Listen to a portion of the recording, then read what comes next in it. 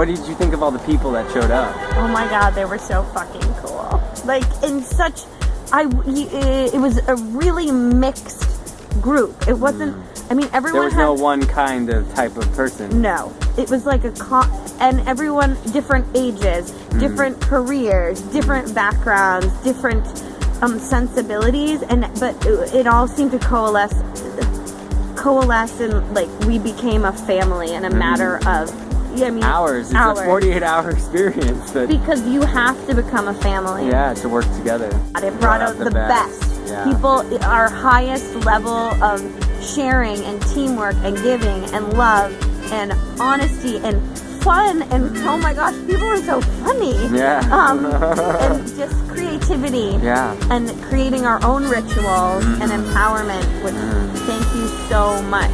You were an incredible leader. Jonathan's ability to allow people to discover what they're looking for without showing them exactly.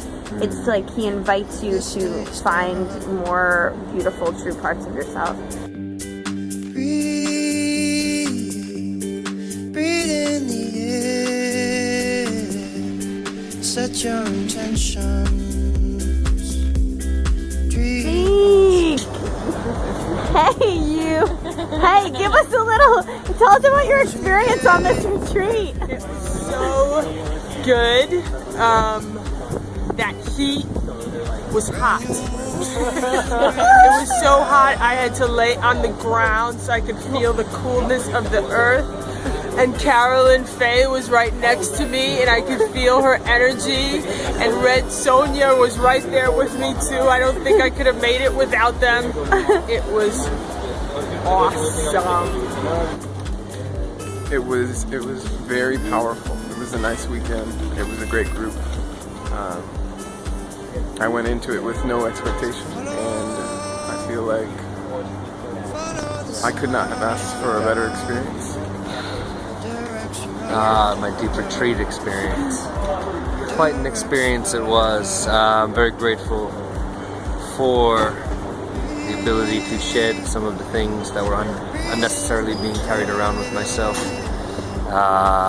Very grateful to Jonathan, everyone else that came out and shared. It was a wonderful environment to be who you were, to grow, and to soak into things that will serve you greater and to get rid of the ones that will not. I can tell you 1,000 words. It would never give you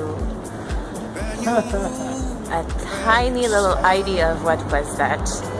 I keep that in my heart. I am blessed for it, and wow, there's no word. There's just no word. Yeah. Did you see something in this group that was different than other groups that you've read? It's always the same and it's always different. It's always, people come for the right reasons. I guess maybe, I don't know, I mean, because they know me and I haven't opened it up to just anyone, and there's this feeling of like, everyone thinks they're different, and then there's this gradual, oh, we're all the same. Yes. And that to me is always the kind of pattern, and what the details are of that, those change, but the general pattern is quite predictable. If you're put in like a safe, loving place, you can explore your limits, emotional, physical, and otherwise, in a way that's empowering instead of self-destructive. And that's something I'm really passionate about. It inspires me to see people doing that, and that's what these weekends are geared for. It's a catalyst to self-transformation, to develop your own inner superhero, your own best version of yourself. When you learn that you can camp in the woods and make fire and make food, it connects you to something ancient and primal that your ancestors did in order to get you here. You are reclaiming an ancestral superpower when you go to the woods and sit in circle and work together as a team, and it speaks to something so deep and nonverbal and primal. It's wonderful, and people get reconnected to their power, and then they feel like, oh, I can use this power to do other things, and they share other parts of themselves that they wouldn't normally share. And by sharing those things, they bring them to light and they get more power, or if they're bullshit, they kind of burn up in the ether. And that is empowering too. So, and that's what I love. I mean, that's what I love about these weekends. The whole thing is a ritual and a ceremony, and it's, people put themselves into it, you know, and that makes me so happy.